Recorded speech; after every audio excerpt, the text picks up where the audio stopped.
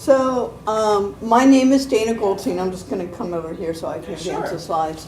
And I am a staff attorney with Community Legal Aid. Okay. I personally represent people in tax matters, although Legal Aid represents people. We're a broad-based law firm, which you probably know already. We represent people who are low income. In some areas, depending on what the area that we represent people, like tax, it goes up to really moderate and middle income.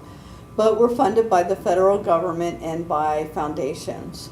So the kinds of cases we represent people in is really, really broad-based. So we'll do family law. Generally, there has to be situations of violence, so we get a lot of referrals from social workers or from various public agencies. We will represent people with housing, foreclosure, and evictions. We'll represent people with consumer debt. We'll represent people who are having problems qualifying or getting medical insurance. We'll represent people who may have a criminal record, and that record can be expunged, and it's an impediment for employment. We'll represent people with education, IEP issues. So it's really a pretty broad-based organization. What I'm going to talk about today is really telephone scams and a little bit about internet email scams, because they're so rampant, and we have seen, and I have talked to people who have indeed been scammed by them. So in 2021, the FTC received 1.8 million fraud complaints, and 36% of those were initiated by phone contact. The big thing for all kinds of scams, whether it's by phone or even your email, is unsolicited. So you think about unsolicited calls from government agencies, unsolicited calls from credit card companies, unsolicited calls from hospitals, charities. The big thing is unsolicited, and it also applies to email. So frequently you'll get unsolicited emails, maybe from a credit card company, saying that your credit card has been compromised. You need to verify that in fact you're the rightful owner. A lot of times they'll put time constraints on that. And if it's unsolicited, I would never ever toggle on any button that's received via email. I would call the credit card company on your phone lines, the information that you have received, to verify. I mean, early on, probably 10 years ago, I do purchase things on Amazon. I toggled on one of those Amazon buttons saying that it had been compromised, and it had Amazon.com. What I didn't realize is behind the Amazon.com, and I didn't see that, and that didn't show up, and I thought, oh, that's a legit URL, but it was not. I then called Amazon after I had toggled on the button, and they said, no, that didn't come from us. So the big thing is unsolicited, whether it's a phone call or whether it's on an email. And this is the thing that's happening, I know for a fact, in our county. There's two scams. One is people posturing and calling, mainly they're preying on seniors, saying that their grandchild, and they will know the name of the grandchild, has been in an auto accident or whatever, that they need to do emergency surgery, but part of it isn't covered by any kind of insurance, and it's a special kind of insurance. And so in order to make sure that your grandchild receives this medical care, you have to pay. And that's one that's definitely circulating in this county.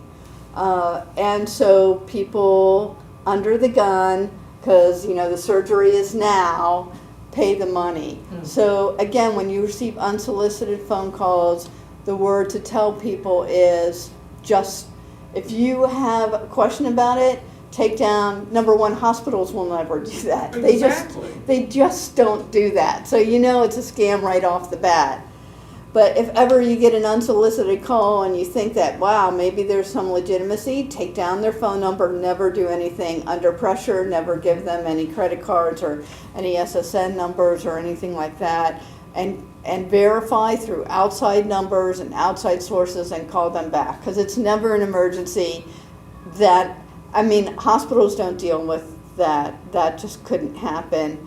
But even it also happens in the legal realm. People will pose as prosecutors and they'll say that we can release your grandchild if you pay this amount of money. That's not how our system works. Again, it's unsolicited, but you have to pay it now. Again, there's always a time crunch on it, and so that's the tip and the kickoff. So that's sort of the takeaway. A lot of times scammers will call about credit card problems and trying to lower your debt. There are a lot of charities that also are scams. Again, it's unsolicited. If you want to give to a charity, don't respond to a phone call, ever, never. I'm sure that charity will take your money 2 hours later after you verify Exactly. that that you want to give to that charity. So the key word in all this is unsolicited. The same thing with prize and lotteries. That's going to be a scam for sure. But it also happens with email. So any unsolicited email that's saying that your identity or your line has been compromised, just, I would say, never ever click on that, but confirm through outside sources that the information is Hello there. true. Hi. Hi. We're talking about identity theft. The main thing that I've talked about for the past few slides is just whenever you get an unsolicited, and it's a point is unsolicited phone calls or emails saying that, for example, your credit's been compromised or that your grandchild is hospitalized and needs treatment, you need to outside verify. You never respond. Hospitals don't work like that. There's never time crunches. You need to respond to outside sources. And so that's what I'm sort of trying to tell people is don't respond to unsolicited phone calls. Don't respond, I'm good. Okay. Don't respond to unsolicited emails. Always verify through outside sources. And those scams are happening in this county. We know it. We have heard about it at Legal Aid. Another really famous scam is from tax, the IRS. And it'll come up on your phone as IRS. They spoof into the system. And so the caller ID will say IRS, but the IRS also doesn't call people unsolicited. There are no unsolicited calls made by the IRS. So if you're getting a call or you're getting an email from the IRS, it's unsolicited, you haven't heard from them before, you know for a fact that that is a scam. And I'm just gonna click on this. We are reaching you to inform you that IRS is filing a lawsuit against you. If your phone rings and the caller ID reads IRS, do not answer your phone. Scammers try many tactics. They may prey on your fears and threaten you with deportation, arrest, or loss of your driver's license. They may speak your language to gain your trust. Do not believe them. They may ask you to pay by prepaid card or wire transfer. Don't do it. Do not give money. It's a scam. The IRS will never ask for payment by wire transfer, prepaid, or credit card. Whatever the scenario, remember two things: hang up and report the call.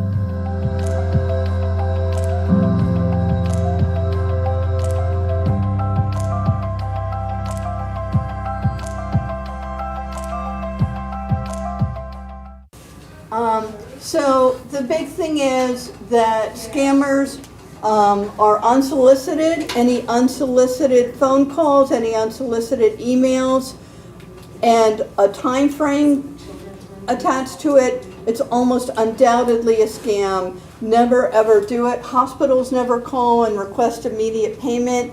Prosecutors never call and say if you give, $1,500, your loved one will be able to circumvent the legal system. That's not how it works. And also now there's been lots of scamming in the IRS. And I have said this before, we know that these scams are happening in this county, in Portage. So scammers and even scammers who pretend to be the IRS request immediate payment. They request payment by wire transfers. They request payment by Apple Card, iTunes, any prepaid cards. Why are they requesting immediate payment, number one? Why are they requesting wire transfers? Why are they requesting prepaid cards? Because it's almost impossible to track them.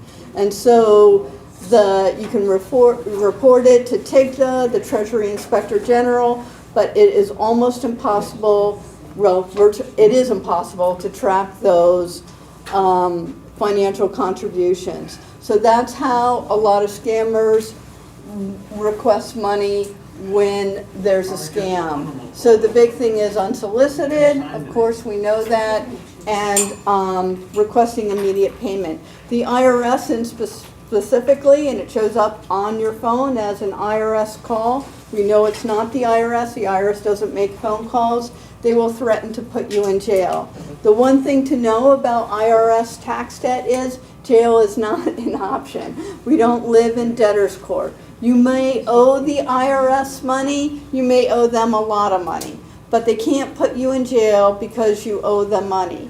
They can levy your wages, they can put liens on your property, they can tack on high penalties and interest for failure to pay, but one thing they can't do is put you in jail.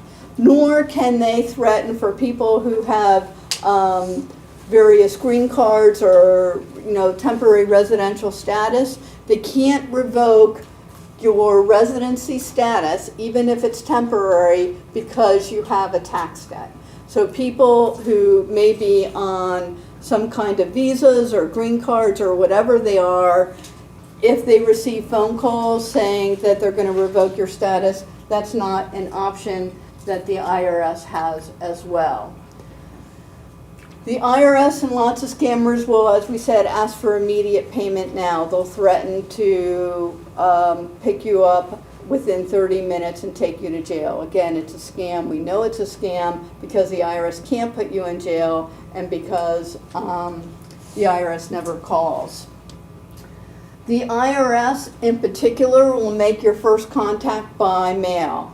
So in particular, if you owe the IRS money, you will receive a letter. That's how they communicate with you. And in that letter, it will say that you have a right to contest the tax debt. Because remember sort of the no taxation without representation? Well, it's not really representation in Congress, but you have a right to represent yourself in court. You have a right to dispute the amount that the IRS is stating that you owe.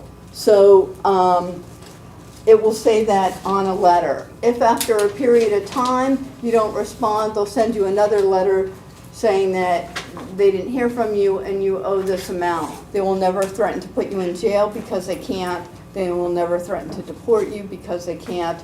They may tell you that there's penalties and interest. That they can do. So that's just one thing to keep in mind. The IRS, in terms of letters, how do you tell whether it's a legitimate letter? Because there are a lot of illegitimate letters as well. If the letter that you receive has colored ink, it's not from the IRS. The government doesn't use colored ink. It's too costly. They don't do it. So if you get a letter from the IRS, I've seen a bunch in blue ink. I've seen some on yellow paper. It's not the IRS. But the one thing, again, is verify through outside sources. I can't stress that enough. Any unsolicited call, if someone's threatening that your credit card's compromised, do not respond, do not click, verify, call your bank or whatever issued the card and verify. Same thing with the IRS. Don't respond, but verify. So we know that, for example, this is a scam. Why? Because it has a blue ink. It looks legit, and that is their logo, but it's in blue ink. And we know for a fact that the IRS doesn't use blue ink when they send you notices. It's always black and white. This is another one. We know that this is not from the IRS. It has red final notice. They don't do that. Again, red ink. It also kind of looks kind of scammy to me. So what to do when you encounter someone, whether it's someone spoofing as the IRS or someone else who's calling you demanding immediate payment for medical treatment, demanding immediate payment to release your granddaughter from jail because they ran a red stop sign and this is a way to get them out quickly. Stop, hang up, never respond, never give your Social Security number, never pay money, and report the fraud to the Federal Trade Commission or to the Treasury Inspector General, TIGTA. So those are ways to keep you safe. We wanted to tell you about it because we know for a fact that people in this county and in some other surrounding counties have been targeted by scammers doing this precise thing. So you can call the IRS, 1-800-829-1040 if you get a letter. If you're lower income, you can call us. We handle tax matters. And I also just wanted to mention briefly, there were stimulus payments that were distributed in 20 and 21 through the Congress, distributed by the IRS. There were big stimulus payments for the child tax credit, the advanced child tax credit. When I say big, I mean that this is filing requirements, but even if you don't have a filing requirement, if your sole source of income is Social Security, and if that's your sole and only source of income, you don't have a filing requirement. If you have other income, you may or may not have a filing requirement. But the amount that you can get is, what was on here, $3,000 or $3,600 for each child age. $3,000 for each child age 6 to 18, $3,600 for each child 5 and under. We're telling people about this because you can still claim the credit. There are a lot of grandparents who care for their grandchildren. They don't have a filing requirement. They have never filed a tax return. They're caring for 2 children and they're entitled to $6,000 as long as the child is related to them by blood, their grandchild, or placed by a court order, or and they have to be 17 and under, and they have to live with the grandparent for more than 6 months. There's an age, relationship, and residency requirement.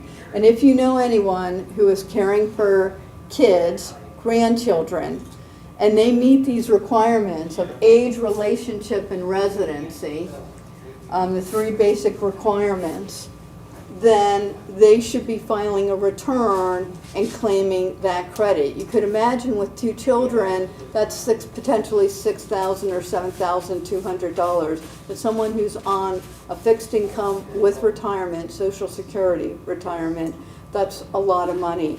And it's not too late to file that return.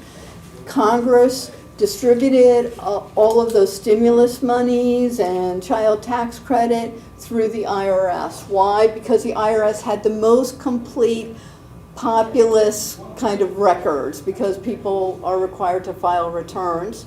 A lot of people, unless you're exempt. But so they decided to distribute all those refunds through the IRS. The problem is, if you're a non-filer, the IRS doesn't know about you. So they don't know to distribute the refund. And that's why you have a filing requirement. You have to file the return. That's the only way they know that you exist. It's the only way that they know how much money to distribute. So same thing is true with stimulus money. If you haven't filed a return, if you're not required to file a return, you need to do that in order to claim the credits. And we're telling people because it's a lot of money and because we want to get the word out to, in particular, seniors who might be caring for grandchildren, don't know that they can get this credit. And a lot of times, even if a parent wrongfully claimed the credit, they can still get the credit.